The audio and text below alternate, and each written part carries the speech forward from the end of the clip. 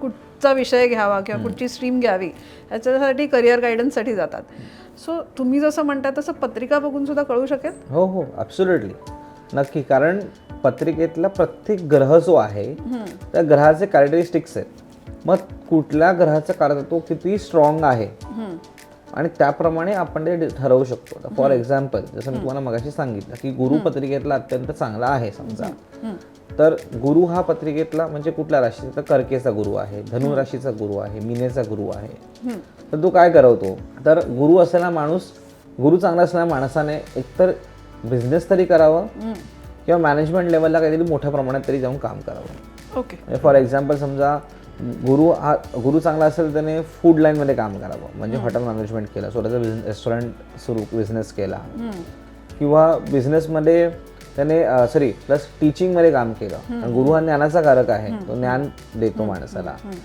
Plus तो management क्षेत्रामध्ये खूप चांगल्या लेवलला जर पुढे जाऊन काम करतो. म्हणजे गुरु हा माणसाला एक प्रकाराने शिस्तशार शिकवतो, त्यामुळे या क्षेत्रामध्ये तो चांगल्या पद्धतीने काम करू शकतो.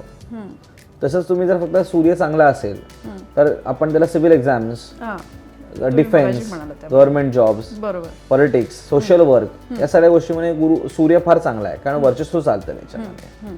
त्याच्यामुळे मी तुम्हाला सांगितलं मगाशी, बुध चांगला असेल तर तो पत्रिकेत बुध कुठल्या स्थानामध्ये बसलेला आहे, जर कुठला पाप राशीचा पाप ग्रह तर नाही आहे ना, दृष्ट वाईट तर नाही आहे ना, त्या गोष्टी बघून त्याप्रमाणे आपण त्याला सल्ला देऊ शकतो. फॉर एक्झाम्पल पत्रिकेत शनी चांगला असेल तर शनी चांगला असणारा माणूस काय करू शकतो, तर engineering field, IT field, plus pharmacy, doctor, surgeons या सगळ्या क्षेत्रामध्ये तो चांगल्या पद्धतीने काम करू शकतो. कारण बिल्डर लाईन, कन्स्ट्रक्शन लाईन यासाठी शनी हा अत्यंत चांगला लागतो, महत्वाचा आहे. मग त्या प्रकारे ते ग्रहाचे कारकत्व कसे आहेत, कुठल्या राशीमध्ये तो बसलेला आहे, तो मित्र राशीचा आहे, शत्रू राशीचा आहे, उच्चचा आहे की नीचेचा आहे, त्या अनुषंगाने आपण त्या ग्रहांची स्थिती स्टडी करून त्यांना कुठल्या राशीमध्ये कुठल्या क्षेत्रामध्ये जायला हवं, व्यवसाय बिझनेसमध्ये जायला हवं की जॉबमध्ये करायला हवं, जॉब करायचा असेल तर कुठल्या क्षेत्रामध्ये जॉब केला पाहिजे, करिअरमध्ये करायचं असेल तर कुठल्या करिअरमध्ये करायचं, प्लस इथे राहून करिअर होणार आहे की आउट ऑफ इंडिया जाऊन करिअर होणार आहे.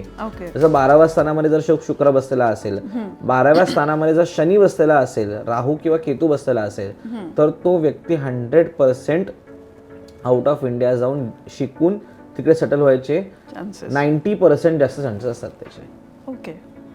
कारण 12व्या स्थानामध्ये पापग्रह बसलेले आहेत, त्यामुळे तो विदेश योग देतो.